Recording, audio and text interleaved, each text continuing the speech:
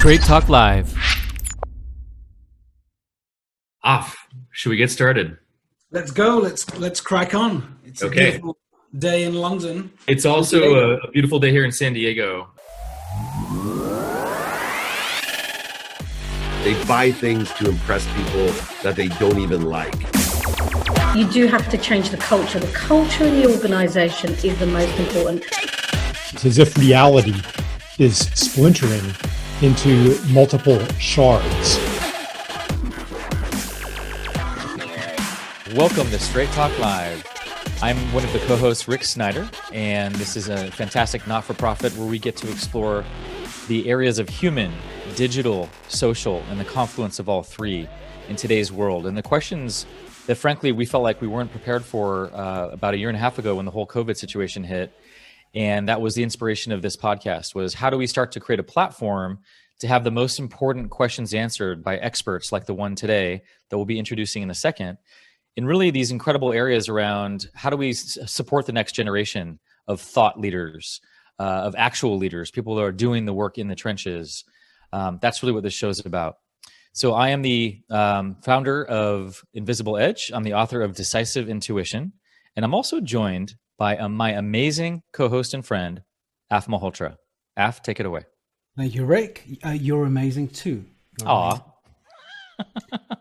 It's all about communities, you know. So, and we have one here. So, a pleasure to have you all on the show today. Yet again, we have a fantastic guest and a guest who's going to both inspire us and get us to think differently about the concept of communities and, of course, skills, which has come up again and again in the STL shows we've been running in the past. So I'm, of course, a co-creator of this fantastic media platform and not-for-profit.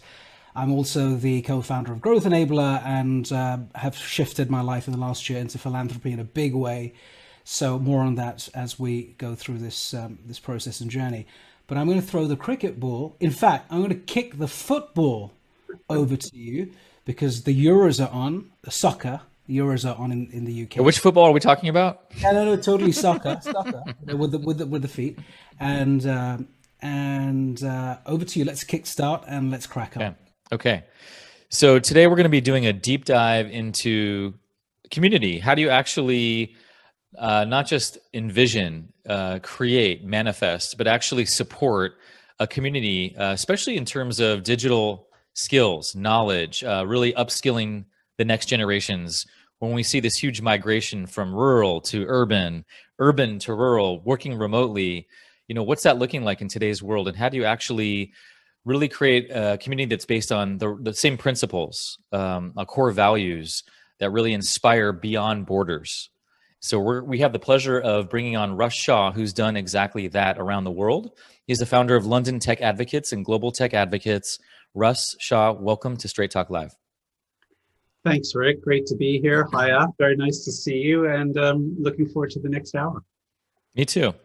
So let's jump right in. Russ, why don't you give us a little bit of your background so people know where you're coming from before we dive into the topics today?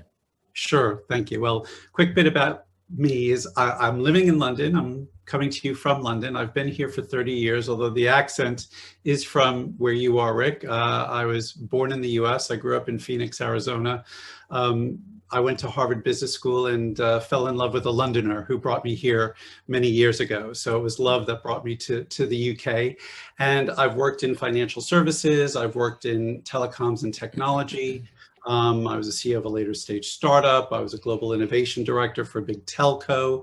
My last full-time corporate gig was at Skype until we were acquired by Microsoft. So I've had some good lucrative exits in my career, which enabled me to kind of really find purpose and philanthropy in life, which is what I've been doing for the past 8 years. So I'm the founder of Tech London Advocates and Global Tech Advocates. And these are communities of tech leaders, investors, experts, founders, anybody involved with tech who wants to be part of the community is welcome to do so. And we're trying to do two things. One, we really want to get behind the startups and scale-ups in our tech hubs and ecosystems wherever we are in the world to make sure they're getting the support that they need. And two, we want to put the spotlight on the issues and challenges that we're facing in our ecosystems, whether it's around infrastructure, funding, diversity in the talent pools, and what we're going to talk about today, the absolute criticality of digital skills. Yeah, in fact, let's start there. I'm just appreciating your background and all the different facets that you bring to the table, and that you get to be in this place, like you said, where now you get to be in that mentoring phase and really giving back. And I just really get that about you from our previous conversations and today. And so tell me more about that.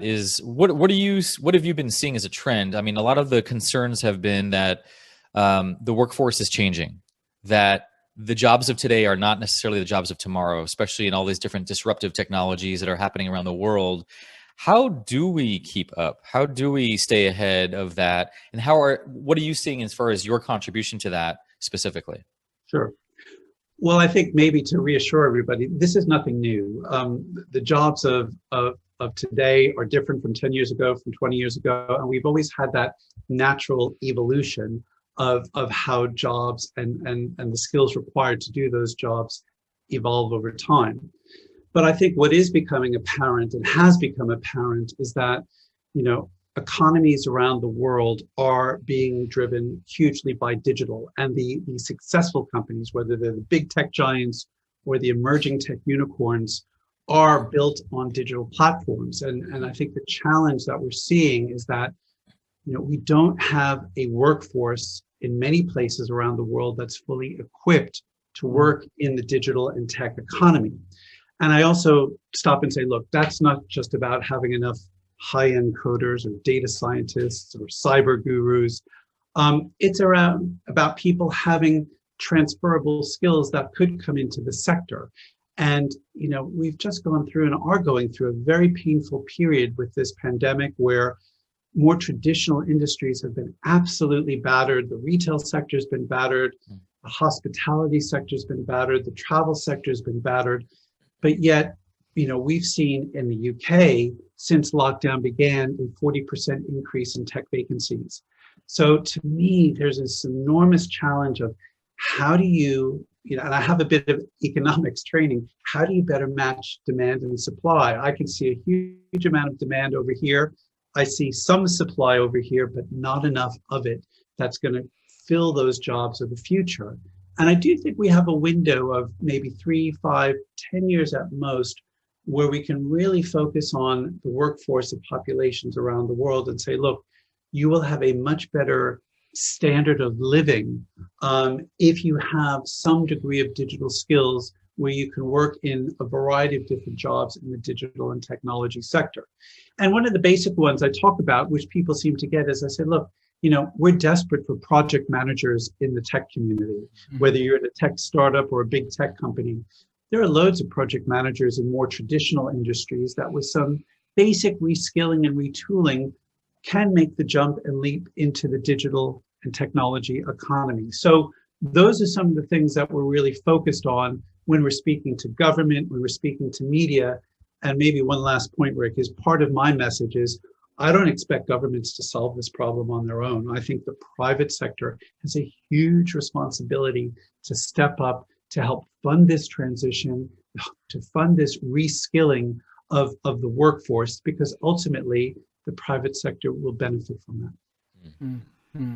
Russ, let's go back for a second to you touched on a very important point, and I want to sort of unpack demographics for a moment. So if you look at countries around the world, we have a variance of young people, middle-aged people, and slightly older people.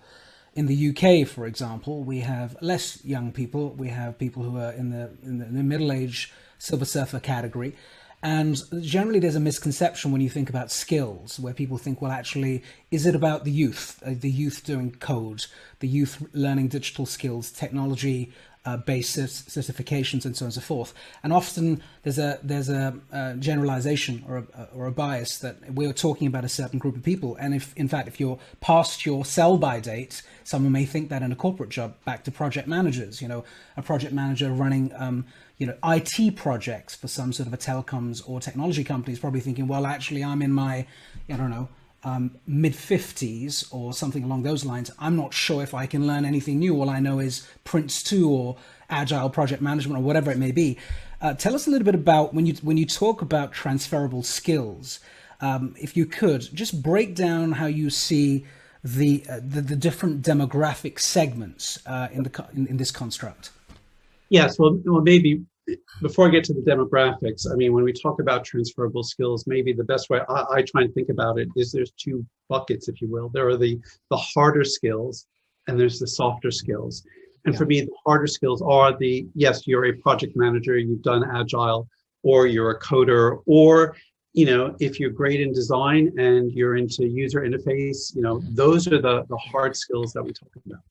And then there are the softer skills for me, which I think, and particularly for people my age and older, are important, which are, you've got people in their 50s and 60s who have incredible experiences, lots of wisdom. I joke with people from my career, I have so many battle scars on my back from things that, didn't work, that you want to impart on others. How you manage people, how you lead people, how you inspire people, and also adapt to a changing landscape is something that people, I think, of all ages can do. But I think some of those older demographics may have a leg up because they've been there and have all kinds of things thrown at them through the course of their career. There are younger folks out there coming out of colleges, universities, that we want to come straight in and work in a tech startup rather than going into banking or consulting or whatever. And there's a great future for them too. But as they come into the world of work, they're bringing a lot of enthusiasm, passion, and some, really good potential hardcore skills. But do they have the experience of managing large teams of people right from the get-go? No, they don't. That takes time, I think, to grow and develop. So when you look across the demographics, I do think that there is a role for anybody, whatever age they are, to have a role or position in this economy. And it's a matter of working through your network, working through your community, doing kind of a self-assessment of where you are with your skills. But also, I do think where government can play a role. And a couple of years ago, I gave evidence to a House of Lords Select Committee. And one of the things that we talked about was lifelong learning and how critical that is, that for the people coming into the workforce today and those are in it, you can't just think, oh, I've got my university degree and I'm sorted for the rest of my life. We've got to get a mindset of lifelong learning into everybody. And we have to come up with ways in which we can enable that to happen. So one of the things that was being discussed, and I don't know where this is how do we, say I'm 45 and I can see that my skill set is not necessarily the right skill set to keep going. Can I take a 6-month or 1 year paid sabbatical, maybe funded by the government, and go and get reskilled, go on a coding program, go on a project management training course, whatever that might be, so that when you go back into the world of work, you've not missed out economically and, you're skilled up for another 10 years of work. That's how we collectively, I think, have to think about skill sets across demographics. Mm-hmm. Do you believe, talking about the sabbatical, what are you, this is organic, right? We go in different directions here. What is your view on something that has come up numerous times on the show, universal basic income? Are you referring to that or a derivative of that when you say I take a year out and I get some sort of a government grant of support? Yeah, I am putting two bits to this. I am a general supporter of UBI. I think there's going to be a role for that in the future, because one of the things, and maybe we'll come and talk about this, but it also relates to where we are with skills, is that digital divide is enormous and it's getting bigger. And we've got to figure out how we close that digital divide, how we build a more thriving middle class. And I think some type of UBI mechanism, and I know that there have been some tests and trials in different parts of the world, is something that we need to look much closer at going forward. That said, I think what I was talking about was more of a, can you put a pause on your career so that you can get reskilled? Maybe you get a company to fund it, but if you can't, you can go out and say, look, I need to step out of the workforce for a year, but I've got a family, I've got a mortgage payment, I need to keep that going. How can I be funded to do that?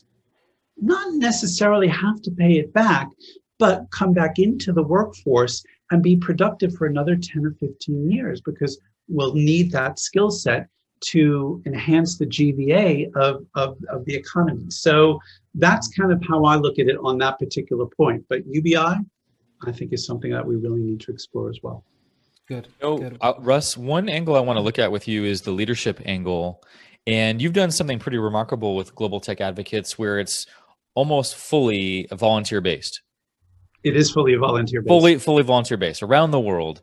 Around the world. How do you do that? And my question is really, I mean, it takes something to have the kind of culture that people are willing to go the extra mile for, that are willing to invest in themselves for. And then also, if you think about across borders and then, internationally, that's a whole other, how do we hold some kind of culture that everyone is that bought into on that level? I think you have something to teach the leaders out there that are listening to this show, whether they're in a singular organization, multinational, whatever that might be, wherever they sit on the org chart, profit or nonprofit. How do you do that? Well, it's something that I didn't learn immediately. It's taken 8 years, I think, to kind of get it to this point. But I think first and foremost, and I'm in a fortunate position. I've been able to do all of this pro bono as my give back to tech. So part of that, and I'm not saying it's absolutely required, but part of this is that people can see the leader of these communities is doing this in a voluntary capacity. So hopefully for them, it's a way to role model how they want to do this. But I also understand that people have a day job and everybody in the community does something full-time or part-time, and they're doing this in their extra time. But what this is doing, and I think one of the things I've learned about working with volunteers is, one, you have to be patient. Two, you have to treat them with a respect and dignity that really reflects back that they are giving their extra time to do this. And I'm mindful and grateful of everybody in the community who've done this over the years. But I think it's also learning how to harness the passion and enthusiasm that somebody can bring to the table as a volunteer, that they know that they're doing something that has a greater good or a greater benefit. So, in the broadest sense, you're supporting your tech ecosystem. You might be mentoring a startup. You might be supporting an event.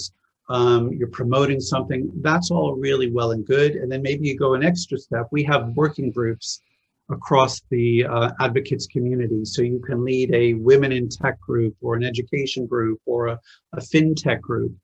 And I think that's where I see a lot of volunteers really shine in terms of putting something out there, supporting something in the ecosystem, and then seeing what they can get back, not in terms of any kind of financial or commercial bit, although that may happen through connections, but kind of the people coming back saying, oh, that event was great. I met so-and-so. We're now going off to do this. You introduced me to this investor at this event, and now they're funding part of my startup. Or I found a job at this particular scale up. Those types of things, when people in a voluntary position get that playback, and I get that playback, I think when I spoke to you previously, I get that on a daily basis. People just saying it made a difference in my life. And that is something that I then have to take and then play back to everybody and say, this is what's going on at a grassroots level. See these stories, meet these people. This is what they're doing. This is what they're building. This education resource hub was built by a series of volunteers. This book that the Black women in tech community is putting together, they're launching something called the Voices in the Shadow, featuring 51 Black tech women. Fantastic. So it's also a chance for people to really show and bring their passions and enthusiasm to life in a way that maybe they can't do in their day job. I've been part of the community, of course. You have, absolutely, right from the early days. Exactly. I mean, it's been 6 or 7 years, or maybe more, in fact. And the couple of really intriguing things, and we'll try and bring this into leadership for a moment, and then we'll migrate the conversation and join the two up together, because communities and skills do have a synergy.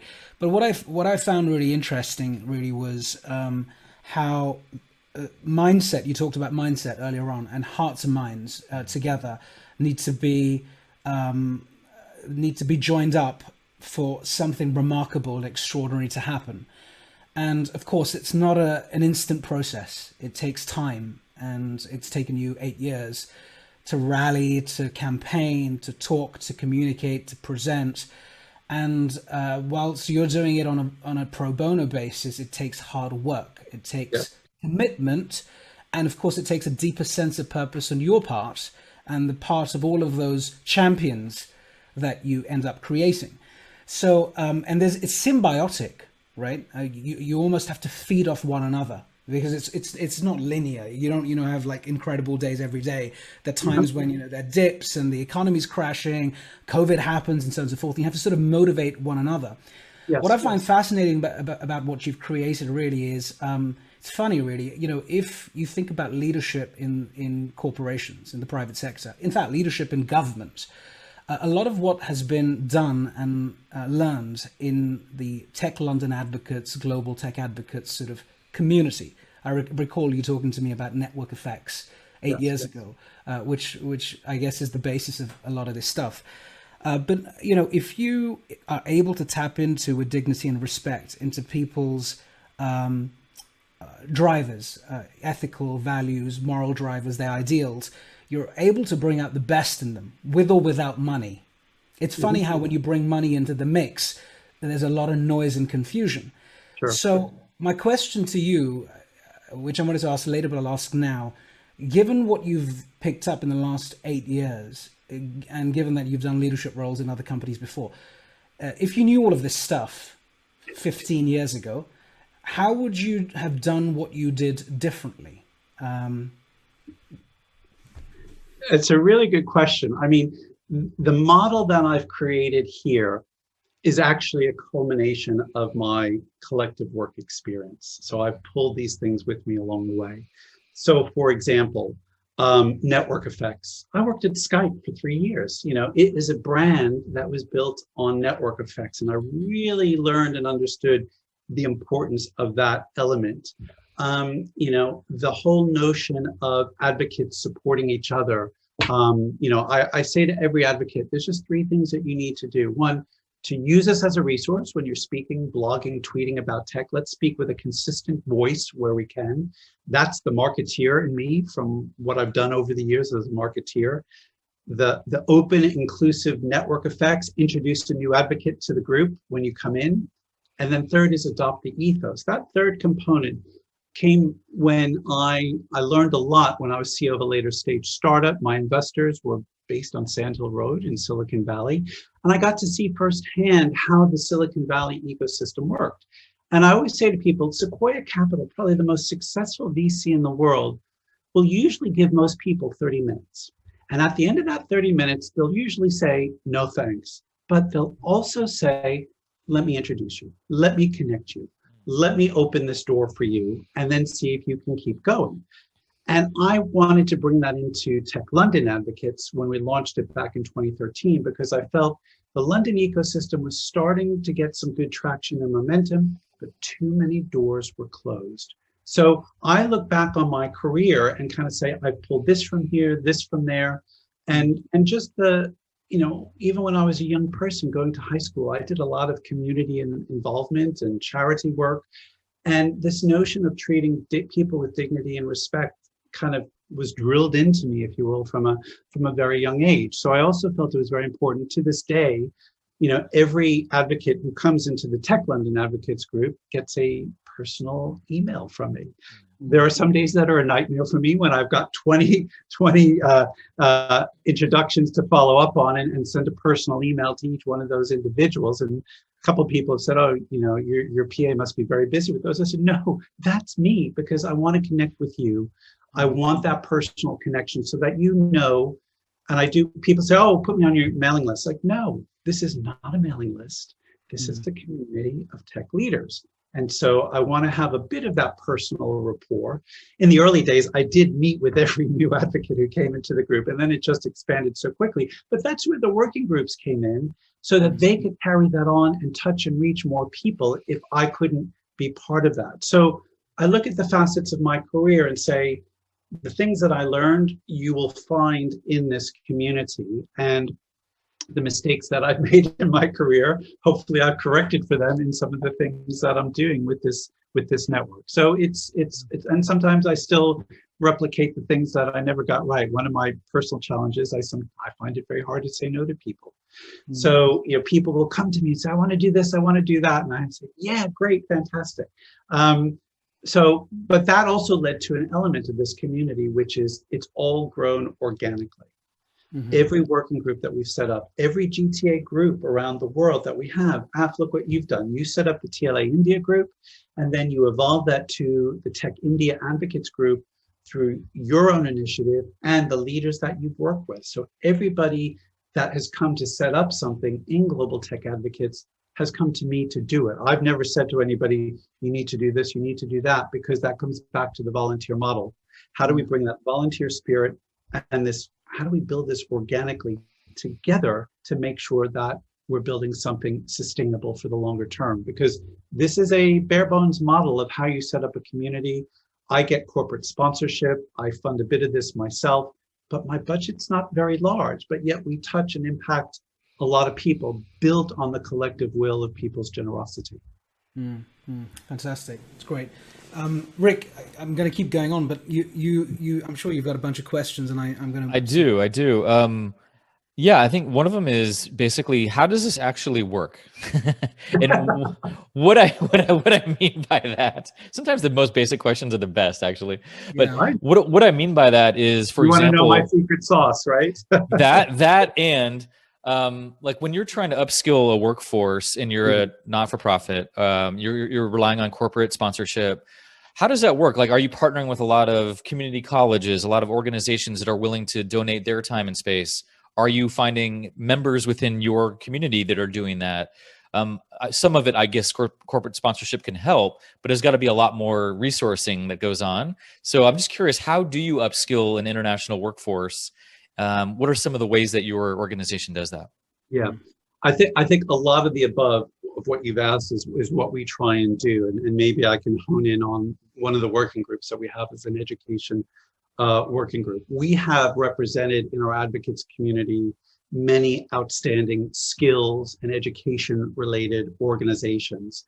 Founders for Schools, Teen Tech, Good Things Foundation, Future.now. I can just go on and on about who's in the community and how we promote what each other's doing. And that's also led me to say to government, look, we need your help.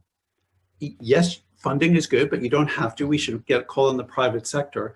But if you're going to fund something, don't recreate the wheel, please, because you know what? There are so many wonderful grassroots organizations out there that really know how to do this. They know how to work with organizations to skill the workforce. They know how to bring people into their training academies. What they need is more support, more promotion. Yes, they might need some funding as well. So a key part of this for me has been, don't go off and do something in isolation. Showcase the breadth and scope of everything that's happening. So building on that, last summer, we launched our education resource hub, which focuses on 3 components. It focuses on digital skills, it focuses on apprenticeships, and it focuses on ed tech. And ed tech has really taken off since the pandemic has happened. But that website, and you can go onto it, it's tlaeducation.org.uk, at the moment supports at least 100 initiatives and grassroots organizations in the UK. Further Education News, which is a very prominent publication here, called it the most comprehensive online portal for digital skills in the UK. The platform, everything was built by volunteers, and it cost us a few £1,000s, the hosting fees, etc. But it was built on people's generosity. And I've gone back to government to say, this is something we talked about the government doing a few years ago. The private sector stepped up and did this. And so now we've been sharing that platform with other communities in our global network. Or if I see something going on in Tech Bay Area Advocates or Tech Singapore Advocates or in Tech Nordic Advocates, how do we bring that in? And then how do we share some of the stuff that we're doing, internationally?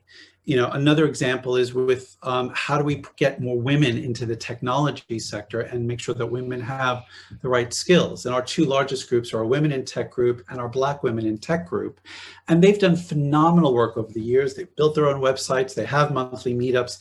And we've started to export that from the UK. Now our Tech Nordic Advocates Group has a massive women in tech mentoring program underway, working with women in the tech sector, making sure that they have the skills and the confidence to work in tech. And we're starting to share that through our GTA network. So the beauty in this model, Rick, is that we hear about things at a grassroots level. So it's not a massive big tech company spending millions, and governments get seduced by that because there's a lot of money.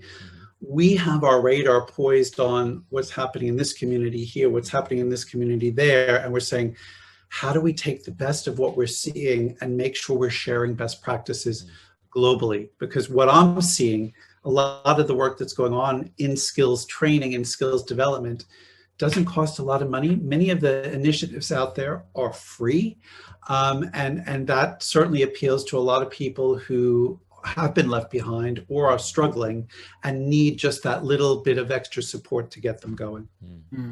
One of the most important things about this also, I guess, is no matter what age group you are, and you're trying to learn new skills, you're trying to refine, upgrade, whatever it may be. But actually, before you get to skills, I think skills is way easier than mindset. Way easier, right? Because you can learn a skill, you can do a certification. Whether you're able to execute that skill in the right way at the right time to get the right results is, again, another discussion. Tell us a little bit more about, and I'm sure this is part of the agenda, when you think through communities and you think through a use case, I'll give you a great use case perhaps. Let's imagine I am a young person, I finished my college degree, whatever it may be, and say business, and I'm thinking, well, actually, I've got to go apply for a job, and I can't seem to get a job because there are not many jobs around. And my specialism wasn't technology, so I can't go code. It was, I don't know, economics or something. And I'm trying to work out how I can get a decent job. I have aspirations, I have dreams, and so on and so forth. And I can't seem to get into any of the companies that I was looking to go work for. But I don't want to undersell myself. So I now need to expose myself and open my mind to other things that perhaps previously I wasn't aware of.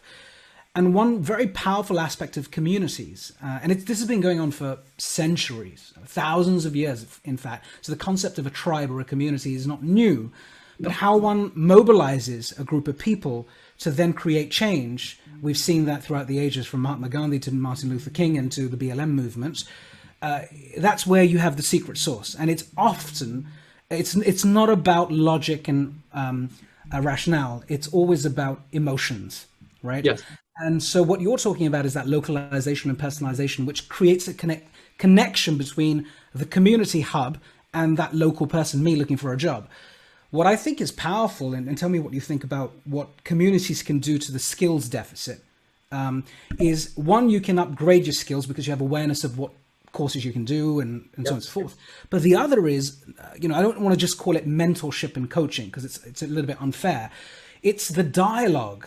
It's the discussion, it's the talking, it's the debating that then changes your mind. It teaches you to think differently. Yes. 2, it teaches you to learn differently. And 3, it teaches you to do differently. Yes. And so I think what you're doing and what we are doing, and you're teaching us and educating us on the importance of communities in the world that both Rick and I are hoping that we can influence, because that's why we set this up during the pandemic. We felt that there's a better world out there one day, 30, 40 years down the line, and we want to find those leaders who will be part of that world, at least try and discover them, identify them. Tell us about in your mind, what is the real link between communities and skills? Because a lot of people may not make that connection. What is your view on this? I think they're absolutely interlinked, and you're absolutely right to kind of lay out this portrait of how that works. But I think you need to think about, where does that happen in a person's lifetime? So let's start at the earlier age set today. I think, I look at a lot of organizations that are working with schools at the moment. I go back and think about my high school days, for example. I had some amazing high school teachers who just, knew what buttons to push that really inspired and motivated me to do certain things, et cetera. And I think today, a lot of the organizations that I've been involved with for school kids is about getting founders into schools. It's about getting people in the workforce to talk about why it's important to continue with maths.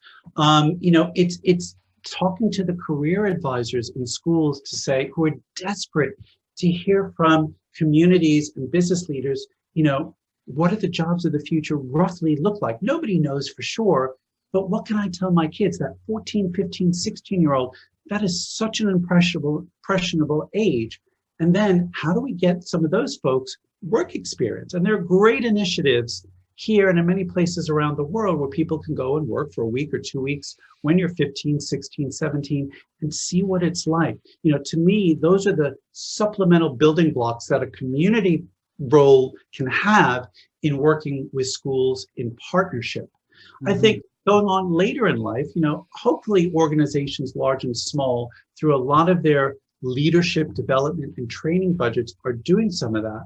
But we're seeing companies, I think over the past 10 or 20 years, they've scaled back enormously on the amount that they're investing in training and education for their workforce. So those folks need to find other ways in which they can do that. And so that's where, again, I think communities like ours can play a role that says to people, look, you can grow and develop maybe outside of your day job and do things that can help you with your skill set. I'm going to give you a very interesting example of an advocate who shared that with me. So as you know, Rick, you may not know, in 2019, we had a Global Tech Advocate Summit in China.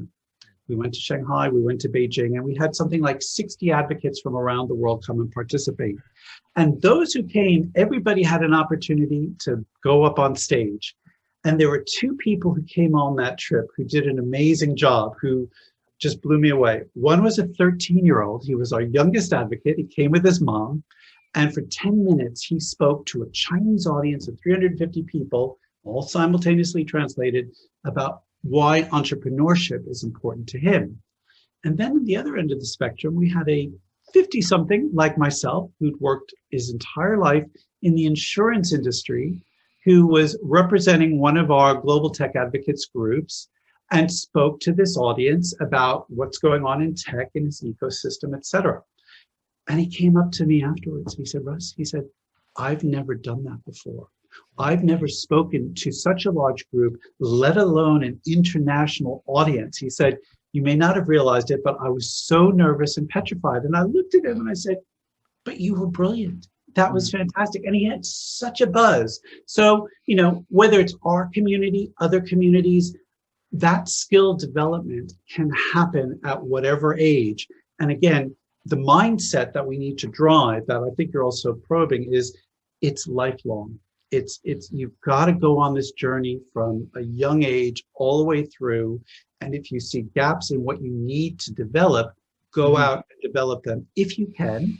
And if you're struggling, how can we, our society, our governments, support you on that journey? Why do I beat this drum? Because if we have a productive workforce that is fully skilled, our GDP, our global economic growth is going to be off the scale. It's another reason why we need to bring more women into the technology sector.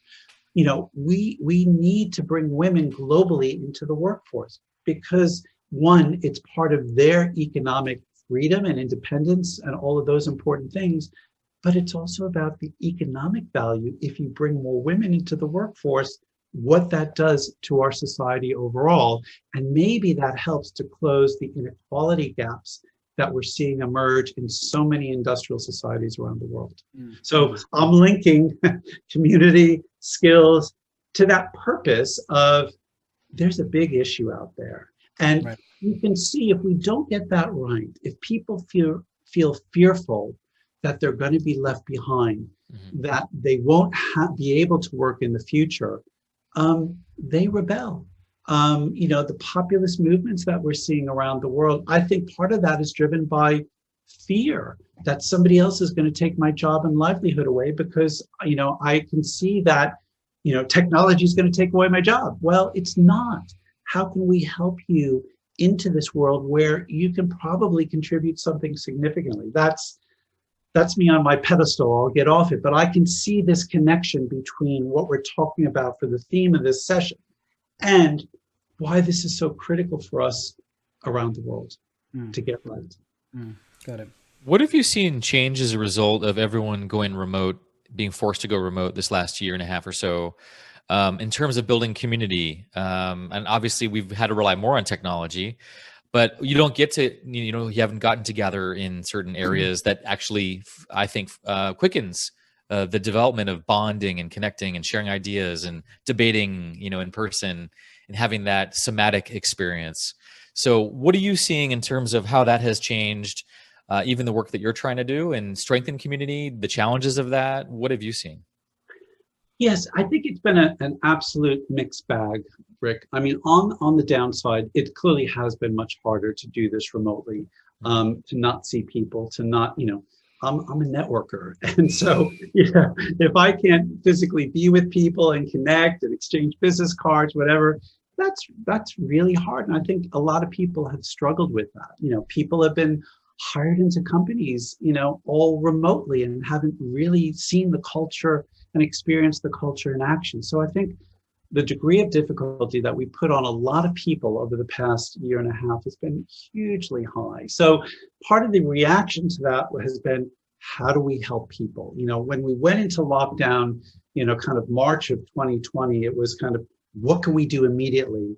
Not just to help people, but to make sure businesses survive. And literally from lockdown, a week later, we launched our COVID-19 resource hub. We had 50 or 60 advocates ready to give free help and advice to anybody who asked for it. So it was about really jumping in and saying, how can we help you? How can we support you? What is going on in your business? The good things and the bad things that we should be worried about. And clearly, there have been good things, there have been bad things. The mental health issues that have surfaced over the past year and a half, we're going to pay a big price for that for a long time yet to come. This has been a real shock to the system. Some people thrived in this environment. Oh, I don't have to commute for 2.5 hours a day. I can spend more time with my family. Others are saying, I'm cramped in with 5 or 6 other flatmates in my flat. I can't just stay in my bedroom for the rest of my life. So that in itself has been a mixed bag. But I think one of the good things that's coming out about this is, we are hopefully going to have, I think, a bit more balance where people will be together physically, but they're going to also use the remote mechanisms in place, to kind of supplement that. Maybe one of the upsides for me is that I connected to so many people this way that would have been much harder to do on a physical basis, particularly with people in different parts of the world. Doing a Zoom call with, a prominent person in the US or China, whatever, you can do it.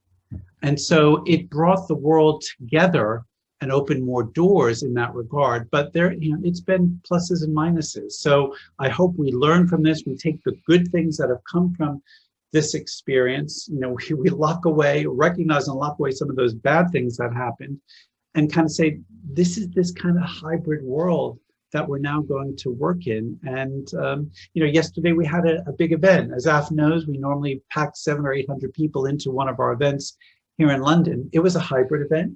We were in a studio. We had some speakers there. We had some speakers remote. We all, when we were there, like, oh my God, this feels great to be together. We had no audience except people watching and listening live, and we reached a lot of people. But then we came out of that and said, that's a really great model. Maybe the tweak that we make to it is we bring in a studio audience, not 800 people, right, but maybe we have 50 or 100 people there watching real time so we can engage with them. So you're going to see a lot of innovation emerge from this. And from that, people are going to say, what skills do I need for how this world of work evolves post-pandemic? Mm-hmm. And I want to remind the audience, if you have any questions, please post them kind of nowish on Zoom or the social media channels that you're watching on. So I have another point I wanted to raise, which was related to the future, really. And a lot's changed in the last 16 months or so. And we've talked about one aspect, which is the digital skills piece and getting us ready for this new world that we're in right now. And it's still unfolding, and there's still uncertainty around us, of course. So let's pay a little bit more attention to the government, and no particular country per se, but the government and people who run government institutions. And we're very clear as to the value of private sector executives and individuals, and we're sort of semi-biased because we are all private sector or from the private sector, so we get the private sector model. Talk us through two elements of this, if you're comfortable, Russ. The first one is, why do you feel confident about the role of government and in the future? And what worries you about the role of government in the future? Sure. I think maybe to preface that, I think it's also important to bear in mind that government engagement and involvement varies around the world. You look at the US, and to a degree, it's fairly hands-off in terms of involvement. Yes, there's policy and things like that. You go to China, and I've seen firsthand, the government is involved with everything, every activity, every event, funding, whatever. The government is part of everyone's lives. And then, you kind of come to the UK and Europe, and there's probably more government engagement, but nowhere near to the degree that we see in a place like China. And so looking at a place like the UK, I've certainly been encouraged. I've met many government ministers, talked to many different departments. They get digital and tech. The policies that are being prepared now, whether it's a data strategy, a national AI strategy, a central bank digital currency, I've been involved with a lot of these discussions.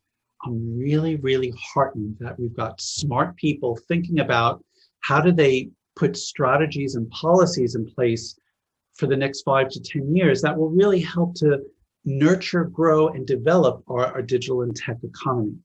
To me, that's really positive. I've seen in countries like France, the government put a lot of money into their technology sector. And part of me says that that's a good thing. But if that government changes and the next government that comes in says, no, we're not going to put 4 billion euros into the French tech sector, we're going to cut that way back. What is that going to do to their tech sector? That to me is a risk. So I think there's this, how do you get this balance right? And part of my message to government has always been, look, if you can help with policy, whether it's on immigration policy, investment policy, taxation policy, education, that's great. Here's the feedback from the grassroots community about what we really need your help with. And by and large, they listen. And I have to say, from a bigger picture perspective, no complaints. The frustration and issue with government that I see, and I don't know if this is true of every government, but our government here in the UK likes to move people around all the time. And that's part of their own development within government. And I look at that and say, actually, that's a good thing. But I will have spent 12 months working with a policy lead on something. And then suddenly I get an email saying, oh, I'm moving to Korea to work for this part of government. Here's my successor. It's like, what? So, the private sector and many of these skills organizations that I've referred to earlier have a degree of continuity and stability that I think we try and say to government, learn from us. I know who I'm speaking to is not going to be there in 6 months or a year or whatever, which is immensely frustrating. So that's certainly one aspect of it. There's also an aspect of, okay, government wants to show to its voters that it's getting stuff done, it's putting money here, it's doing this. They have this desire to go out and create things and build things. And my message is, you don't need to do much of that. Play the policy enabler. Be the convener. You can convene people, but then step back and let people come in, let the private sector come in and drive the agenda. London Tech, one of the people asked me, what are the key success factors? Why has this become a top 5 tech hub in 10 years from most of the rankings that we see around the world? And I said, look, this is largely built on the private sector. Government's been a great enabler of policy, but if you look around London, if you look at the tech hubs, the innovation zones, whatever, it's private sector driven. It's big tech, it's startups, it's that ecosystem with universities coming together that are nurturing this. And the skills equation is sitting in all of this with all of these key stakeholders. So that to me, sorry, it's a bit long-winded, but that to me is how I try and focus back to government in terms of where we need them and where we need to say, don't get involved. We don't need you. Do you believe the influence that you've had over the last 8 or 10 years in building the community and the positive stories is also working on government and this frustration piece? Of course, great to see that the positive stuff. Are they actually listening? Let's call a spade a spade. Yeah. Are you seeing less people move? Are you seeing listening and saying, I'll take heed? Or is politics kicking in. I guess you've got to contend with that too. You do. You absolutely do. I mean, I deal with ministers who are focused on politics, and you deal with civil servants as well. And again, I can speak from a UK perspective. When I launched the Tech London Advocates Group back in 2013, the government organizations that were kind of responsible for nurturing it initially wanted nothing to do with me. Right. They didn't know why I was doing this. How, what is this community going to do? And I said, look, we're independent, we're private sector led. So there might be times when we're critical of government, and that made them feel uncomfortable. It was probably about a year or 18 months into this community where I started to have a bit more constructive outreach from leaders in government who said, what you're doing is very interesting. And here we are today. I mean, literally not a week goes by where I'm not engaged with somebody somewhere in government who, and some of I think the more savvy ones will say they want me at the table because I'll give them the unvarnished, honest feedback about the good things and the bad things. I never go in and yell and scream or anything, but if it's something about an immigration visa, I'm going to go in and say, look, this is not working. Here's why it's not working. We need you to change this. Here are some people who can help you. So it's holding that mirror up to government at times to say, we don't agree. And initially that felt very uncomfortable. I think 8 years in, at least the UK government has been very embracing and has welcomed me into a lot of discussions, because I've also then connected them to some of the best thought leaders on the various topics that they need to hear about. Do I take full credit for this? Absolutely not. But being this unique, grassroots, independent community that will tell it like it is based upon what the community is expressing, I think the government would say has been very helpful. So Russ, we have a question from Facebook that's to this vein. And so Hans is asking, how do you balance Western tech interests with that of China, given heightened US-China tensions? So how do you deal with the politics when you're trying to not, but you have to factor that in? How does that work? How are you working with that? Hans, that is an absolutely brilliant question. I'm trying to organize another Global Tech Advocates Summit in China next year. And I think what I'm trying to do is two things. One, the event that we did in 2019, and we do have a Tech China Advocates group, and they're absolutely wonderful. One was to try and see and understand what is going on in China in terms of their science, innovation, and technology. We toured science parks, innovation hubs. Chinese are very, very proud to show what they're building and creating. And my message back to other advocates, other governments is, look, we need to see and understand what's going on in China. It's a very different society. It's a very secretive society. When I go there, I can't use Facebook or WhatsApp or all of the things that I normally like to use.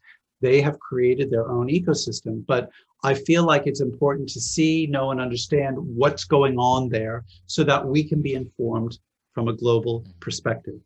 I think also with China going forward, and we've just kicked off our own Tech for Net Zero campaign across all of our global networks. And that will be the theme of the event that we're going to take to China next year. The Chinese are coming to the COP26 climate change conference in Glasgow in November. And I think this whole climate change, circular economy, sustainability area is where the world needs to come together. China and the West, I think, are going to need to collaborate because we all live on just one planet. So my focus going forward in working with our Tech China Advocates group is very much on Tech for Net Zero and learning, experiencing, and understanding what's going on there. There's massive innovation going on in China that is surpassing what's happening in the West. To give you an example, our Retail Tech and our TLA China group did an event in March, and we had the MD of Alibaba for Western Europe speak to everybody about the e-commerce and S-commerce innovation coming out of China. And I set that up. I said, look, I don't want to talk geopolitics. I want us to learn and see the innovation that's going on in China because it is incredibly impressive, and in all likelihood, it's coming our way. We've got another question, Hans. That's good. Thank you, Rick. There's another question that's come in from Facebook. So Facebook folks are active. What is your perspective on UK government's loosening of encryption standards? It's a slightly more technical question. Is this more positive for civil society? Or is this a more positive move, I think is what you meant to say, for civil society? Yeah, I worked at Skype for a few years, so I'm indoctrinated in the importance of encryption. So whenever I hear governments trying to ease up on encryption rules and standards, I get very nervous. Yes, I know that there are some dark things that happen through encryption platforms, encrypted platforms. Skype is an encrypted platform, but I do think they play a very important role in making sure that communications can be private and secure. And anytime government starts to tamper with that, I get really, really concerned and nervous. We're seeing governments, we talked about China, but not just China. We're seeing governments in different parts of the world really trying to get a bit more heavy-handed, sometimes for the right reasons, sometimes for the wrong reason. But I think if you open that door on encryption, you can go back. Fair point. Good, excellent. I have one more question, depending on how we time. We've got another 5 minutes before we close off. So let's think about 10 years down the line, and you've been doing this for nearly 2 decades. What is it that you're really seeking here? And we're certainly not looking for an end in mind, because this is lifelong too. Yes. What will delight you if you ever decide to sort of be on a permanent holiday, or decide that I don't want to use the word retire, that's not the right word, but if you decide that you want to sort of take it easy at some point in your life, what would you be really proud of? And you're looking back at what you have managed to do for the people you care about and for the country that you live in. Yes, well, I hope the legacy here is that these communities have grown, they've built up over time, they've been hugely beneficial to so many. If they can carry forward in some way, shape, or form, that would be amazing. All of these GTA groups around the world, they're structured in such a way that it's very light touch for me. There's certain principles and values, and stuff around trademarks and branding, that's all part of it. But there's no reason why they can't continue and keep doing what they're doing. Maybe there is somebody that comes in and kind of takes on more of a global role. But again, these are very independent, localized communities and networks. And as long as there's somebody who's helping them to interconnect with each other, there's no reason why they can't continue and evolve and take some of that community building experience and continue with it. I mean, I still see myself doing this for many years to come. When I turned 50, when I came out of Skype, and my wife thought I was going to semi-retire. And I said, I just have this one project I want to do. And here it is, and it's kind of taken over my life. But it's a wonderful thing. And I think there's enough people in this community who get such a buzz and a positive out of doing what they're doing, that even if it's not called global tech advocates or whatever, but they can sustain this and this understanding of why communities and networks are important, and why getting people to develop skill sets for the future is critical. That would be fantastic. Fabulous. Long may it continue. There's another question. There's one last burning question here. This is from YouTube. So last one we're going to get in here, Russ, is if someone were looking to set up a tech community within a developing country, what do you see as the biggest barriers to watch out for? Yes, it's a good question. I mean, we have networks that have been set up in places like Bogota, in Lima. We're working on hopefully a Tech Africa Advocates platform. I think what I find with these communities in developing markets is there's amazing talent. So leverage the talent that's there. Explain to people what you're trying to do. That will often involve government. Let them know, show them the model. I think the beauty that we can do with developing markets is show them that not only are we setting up a local ecosystem, but we're connecting it to a global network, which many of them find very interesting and fascinating. And just be open, be inclusive, be mindful that whoever wants to come in bring them in and put them to work. The model, I don't think, is that dramatically different from developing markets to the more maybe advanced technology markets. The kind of the methodology is the same. It's just the pace, the focus, the direction that you might take could be a bit different depending on the needs of your emerging economy. Absolutely. The That's only bit great. I would add a bit to it, just because of the work that I'm doing with TLA, GTA, and so on and so forth. I think the cultural differences are quite significant in developing economies versus developed economies. And the thing I learned really was, you have to be very patient. So you may see results much faster in a developed economy for all the obvious reasons. In a developing economy, you've got to take it easy. You've got to step back. You've got to come off the accelerator from time to time and try and gauge how things are perceived, because sometimes you have a low trust equation in a developing economy just because the systems haven't been built to that level. So to Russ's point, you do have to spend time looking for the smarts, the talented people who align with your value system, and only then can you start to execute on the framework and the blueprint. So I learned that the hard way, of course, that it takes much longer to go find the right people in the right way and get them inspired at the right time so they can go execute on this. So that's the only bit I would add to it. But yeah, phenomenal. I mean, I think we're coming to the end of the show. What a fantastic hour that's sort of flown by, and a marvelous endeavor and mission that you're on. And one of the things I think, Rick, you and I, it's inspired me, and you and I have been trying to build a community with Straight Talk Live. It's a not-for-profit too. And we've built a pretty sizable community in a short space of time, which tells us there is a need, and there is a need for belonging. Exactly. There is a need for belonging outside all of the good sort of productivity-related stuff. And we'd like to join forces with, I'm already part of it, but Russ, we'd like to join forces with the work you're doing.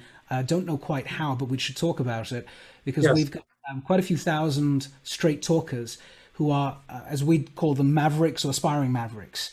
And many of them may be in the community that you've built, but they're global, of course. Yeah. So I think we need to look at multiplier effects as well as network effects as a unit together to help drive the cause, because there's so much overlap and parallels here. Yes, well, straight talkers are very welcome to come into the community. We could work on a way to do that. Obviously, we'll want to, I think, introduce many of our advocates, I think now 20,000 at least around the world, to Straight Talk Live, so that there's such a mutuality here that we can grow and nurture. And I think, to me, that goes to the heart of how do you keep building your community, but important that we keep our values as we do this. And I think part of the reason why we're talking and this feels so great is that our values are aligned as organizations in terms of what we're really trying to do. I love the Straight Talk focus and premise, the honest approach. And I think for us, the community is one of the values that we've tried to say is, look, be honest, tell people like it is, tell them the good stuff, tell them the bad stuff. Tech is not this, euphoria. There's a really dark side to tech. There's a lot of problems in tech. Tell it like it is. And that's really important. And you guys do a terrific job doing that. So long may that continue. Yeah, fabulous. Thank you. Thank you so much, Russ. Thank you for your time, your passion. You're a very inspired leader, and you are the right man for this mission. And it's great to see the ripple effect that you're creating. So thank you for sharing that today on our platform. And where can people find out more about you and your good work? Where should they go? You're welcome to go onto the globaltechadvocates.org website. You can do the same with Tech London Advocates, or go onto LinkedIn. And, if you mention that you heard about me or heard this on, from Straight Talk, then let's connect and we can follow up there, bring you into a group. That's how we operate. That's our modus operandi. So those are the ways you can reach out. Great. Straight Talkers, please check that out. We'll also have our speakers page. We'll have your profile, Russ, and your links there. Great. So it's another place that people can go, straighttalk.live. To find out more information about you. Thank you again for your brilliance, your candidness, your humanity, and all that you're doing. So appreciate you on our show. Thank you. Thank you for having me. You got it. And then really quick, next week, we have a quite exciting and interesting guest. This is actually one of the more interesting thinkers I've ever met in my life. So Bill Dividow is an author, investor at More Dividow Ventures. And I would say he's a philosopher as much as, a scientist, mathematician, all the amazing components that he brings to the equation. But we're going to talk about living in virtual space, the power of imagination and sensory augmentation, and how we're already living in our virtual spaces. So I can't wait to explore that next week. Until then, keep straight talking out there. We'll have this conversation soon. Thank you all. Bye, Russ. Bye.